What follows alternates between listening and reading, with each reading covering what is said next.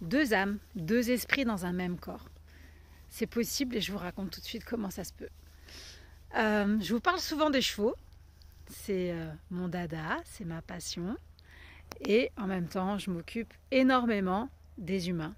Des humains, pas seulement des adultes, mais aussi des adolescents, des enfants, des très jeunes enfants et même des bébés.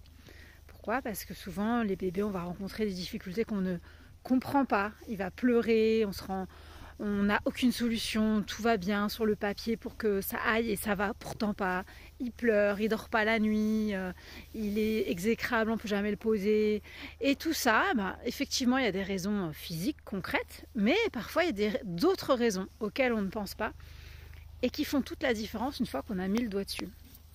Et je vous raconte l'histoire d'un petit garçon qui c'est vraiment un bébé, qui n'a pas un an et qui a eu comme problème justement de ne pas trouver la paix, d'être toujours dans l'agitation, d'être toujours dans les pleurs, au point que sa mère a même arrêté de travailler parce qu'elle était épuisée tout simplement et qu'elle ne pouvait plus assurer son travail derrière. Donc on parle de quelque chose d'assez extrême, quoi. Quelque chose de très fatigant qui a des répercussions très concrètes sur toute la famille, bien sûr sur l'entente du couple, bien sûr sur la vie professionnelle, et puis on se pose 10 000 questions parce qu'on ne se sent pas à la hauteur pour apporter une solution, un apaisement à son enfant. Donc tout ça est très déstabilisant, très éprouvant et très fatigant.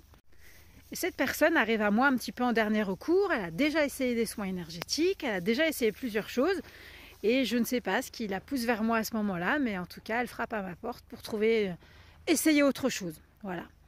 Et moi, avec les jeunes enfants, ce que je fais toujours, c'est que je commence par une communication déjà avec eux pour voir un peu de l'intérieur ce qui se passe, quel est leur ressenti, quels sont leurs tracas, leurs préoccupations. Parce que bien souvent, ça va me donner des pistes très précieuses que je n'aurais pas autrement.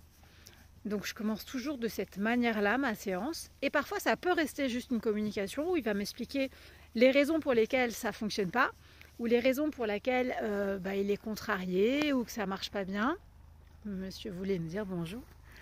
Et puis parfois je dérive sur d'autres choses. Je peux travailler en bioénergie pour nettoyer la personne, je peux travailler en géobiologie, ça m'est arrivé pas mal de fois qu'il y ait quelque chose qui le dérange dans sa chambre pour dormir, donc je nettoie la pièce tout simplement. Et d'autres parties de la maison potentiellement, ça dépend de ce qui se présente. Et je m'attendais à ça parce que j'ai souvent eu ça. J'ai souvent eu des enfants qui ont un problème dans leur chambre. Et alors voilà, quand la personne arrive, je me dis c'est classique, je connais, ça va être quelque chose à nettoyer dans sa chambre, dans son lieu de vie. Pourtant, quand je lui pose la question, elle me dit oui, mais alors ça arrive pas que chez nous, ça arrive à plein d'endroits. Pareil, assez classique, ça peut suivre aussi. Donc, je pars dans cette direction-là au niveau de mon mental, en tout cas. Avant de commencer la séance, je me dis, ouais, c'est probablement ça que je vais trouver. Et quand je commence la séance, à peine je commence, je sens qu'il y a autre chose. Il y a autre chose parce que j'ai vraiment cette sensation très forte d'avoir deux personnalités distinctes, présentes dans cette communication, dans le même corps. Et là, je me dis, j'ai déjà eu ça, mais j'ai besoin de vérifier certaines choses. Donc je fais toutes les vérifications que j'ai à faire et oui, j'ai bien la confirmation que j'ai deux enfants qui sont présents dans ce corps-là. Et ce que j'ai comme info, c'est que en fait, cette maman a probablement eu une fausse couche ou un avortement, ou en tout cas je vois comme un enfant qui n'a pas pu naître. C'est ça l'information que j'ai, ça ne me dit pas avortement, ça ne me dit pas fausse couche, ça me dit enfant qui n'a pas pu naître. Et ça me dit que voilà, c'était 3 ans avant qu'elle tombe enceinte de cet enfant qui est là présent. Donc j'ai ces éléments-là, je me les note pour faire mon petit compte rendu plus tard. C'est toujours un peu délicat de donner ces infos-là parce qu'on ne sait jamais comment ça va être reçu. Et pour moi, c'est vraiment évident. Tout ce que je vais aller chercher pendant la séance confirme tout ça. Et j'ai la certitude que pour que ça puisse s'apaiser au niveau de ce petit enfant-là qui n'a pas demandé à cohabiter avec son grand frère qui n'a jamais pu naître, eh bien, il va falloir permettre à ce grand frère de monter dans la dimension où il n'est pas actuellement, qui ne reste pas là tout simplement. Et dans cette phase-là, je peux faire une partie moi-même. Ah, il y a des poneys qui jouent. Mais il y a aussi une partie que je demande à la maman de faire. Parce qu'il y a vraiment un besoin de reconnaissance de cet enfant Et je lui indique le petit rituel qu'il y a à faire pour ça, pour lui permettre justement de s'en aller sereinement. Et la maman est super parce qu'elle est à l'écoute, elle fait ce qu'il y a à faire.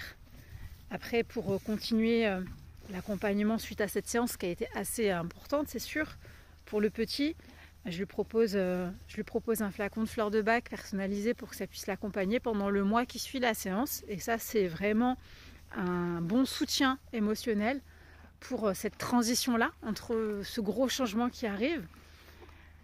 Et puis voilà, la séance se passe bien, on a un bon échange, je raconte tout ce qu'il y a à faire, comment ça se passe, etc.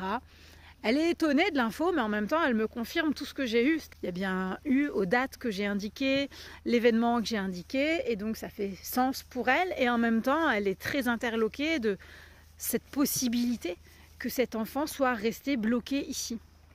Et ce qui était très marquant, c'était que du coup, il voulait jamais dormir, il voulait toujours faire plein de choses. Et c'est ce que j'expliquais, c'est que ça, c'était l'attitude du grand frère, qui lui n'avait pas moins d'1 an dans sa tête, qui avait déjà 4 ans, et qui voulait expérimenter tout plein de choses, et qui n'avait absolument pas envie de dormir. Et bon voilà, les choses se passent, la séance se fait. Et 1 mois après, je me dis, tiens, je vais prendre des nouvelles un peu pour savoir comment ça se passe pour le petit et pour sa maman. Et en fait, tout simplement, elle me dit que tout a changé à partir du moment où il y a eu cette séance. On n'a fait qu'une seule séance ensemble, mais que tout est revenu plus qu'à la normale, c'est-à-dire qu'elle n'a même plus besoin de le bercer, elle le pose dans son lit et s'endort dans la seconde quasiment. Il est apaisé, il a repris un rythme tout à fait normal et sa vie à elle va pouvoir reprendre son cours. Donc elle était extrêmement reconnaissante et extrêmement étonnée à la fois de ce qui a pu se passer. Mais elle a fait sa part. Elle a fait sa part en suivant les conseils que je lui ai donnés, en faisant le petit rituel que je lui ai indiqué. Et chacun a pu retrouver sa place. Et chacun a pu retrouver cet apaisement. Et voilà, j'avais envie de vous partager ça parce que c'est des choses auxquelles on ne pense pas. J'allais dire souvent, mais on n'y pense pas du tout.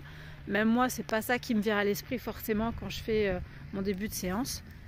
Et pourtant, ça arrive et ça change des vies.